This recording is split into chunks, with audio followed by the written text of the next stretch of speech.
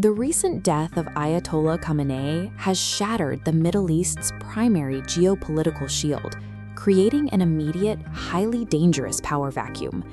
To understand what fills that vacuum, look at the central anomaly driving decades of instability.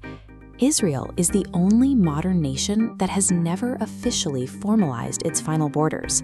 They've signed treaties and locked in boundary lines with Egypt and Jordan, but the borders with Gaza, the West Bank, Syria, and Lebanon remain completely open and undefined. Maintaining these fluid, unresolved boundaries provides the functional foundation for a long-term expansion project. The blueprint for this goes back to the 1800s. Theodor Herzl, the founding architect of modern Zionism, laid out a specific vision for the state. He envisioned a territory stretching all the way from the Euphrates River in Iraq across the Middle East to the Nile River in Egypt. This chart shows the 1947 UN partition plan. Israel's first prime minister, David Ben-Gurion, accepted these defined boundaries as a first step toward a larger goal. His strategy was explicit: secure an initial foothold, build military supremacy, and capture the remaining territory by force. The 1967 war put that strategy into action. The military captured territories far beyond the original UN mandate, displacing populations and holding the ground. With the initial phases complete, pushing those borders out to their final planned extremes requires systematically destroying the major geopolitical walls still standing in the way, starting with Iran. To exploit the current power vacuum in Iran, there is an active push to install Reza Pahlavi. The public framing suggests he would step in as a transitional democratic leader. History provides a clear track record of Western interventions using this exact playbook. When Britain occupied Egypt in 1882, they claimed the arrangement was temporary. They stayed for 70 years. The 1953 Iranian coup similarly installed the Pahlavi dynasty to secure Western interests under the guise of stability.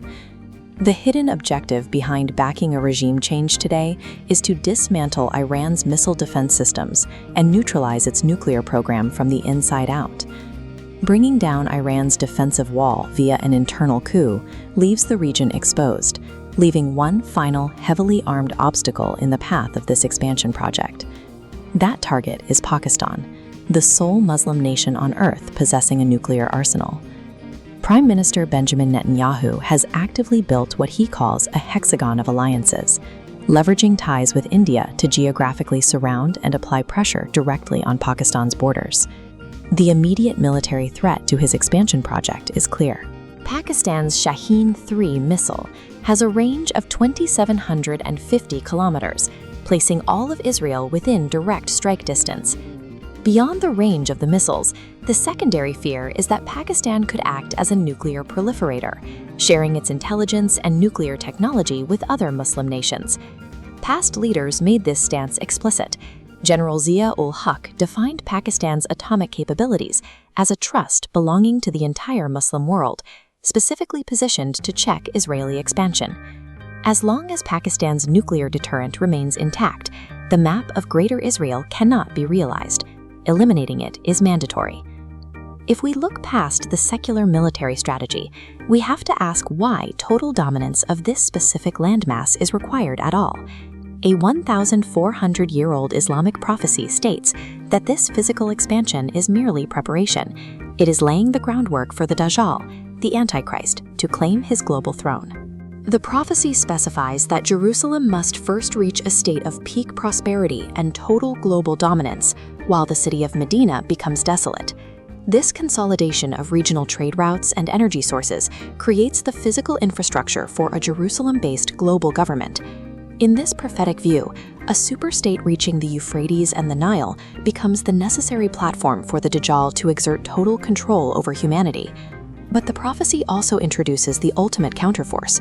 It speaks of an unstoppable army carrying black flags emerging from Khorasan, a historical region that directly overlays modern-day Afghanistan and Pakistan. This context casts decades of engineered instability and conflict between Pakistan and Afghanistan in a different light. Keeping the region divided acts as a preemptive strike to prevent Khorasan from uniting. The climax of the prophecy, Al-Malhama Al-Kubra, states that Imam Mahdi and Isa, or Jesus, will return to permanently defeat the Dajjal within Greater Israel's own borders, specifically at the Gates of Lod. Scholars like Dr. Israr Ahmed highlighted the profound irony in the sequence. By violently expanding to its maximum prophetic size, Greater Israel is merely building the walls of its own graveyard. Pakistan's existence and its nuclear capabilities are not historical accidents. They are the geographic and military preparations for this final clash. The map is being drawn, and history only protects those who wake up before the final battle begins.